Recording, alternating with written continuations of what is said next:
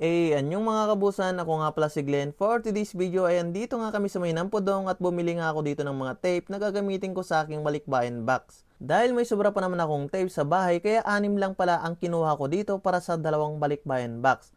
At possible kasya na din ito kung hindi man ay bibili na lang ulit.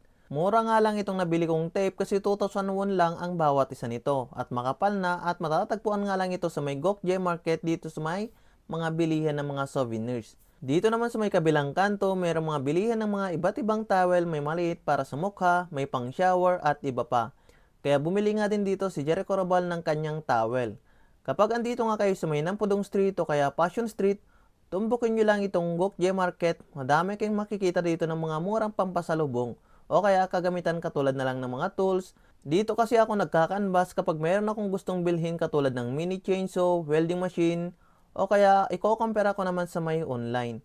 Mga nakaraang taon dito ako namili ng mga souvenirs ng mga damit na binigay ko sa aking pamilya. Kung mahilig ka nga din sa mga K-pop o kaya BTS Army, madami dito ng mga souvenirs na merong silang mga larawan.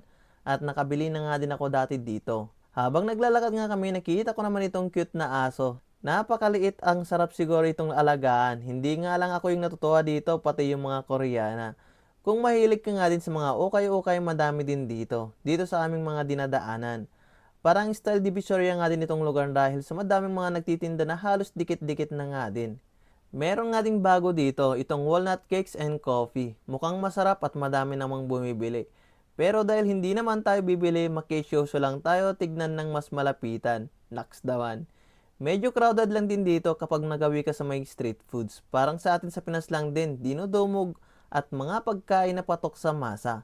Masarap din naman kasi mga pagkain nila dito. Dumiretso naman kami dito sa may Daiso, may bibilihin lang daw ang kasama ko. Tapos nakita ko naman itong mga laruan ng mga pusa. May isda na pwedeng laruin niya, may pamingwit, may pagkain, may pet milk pa nga.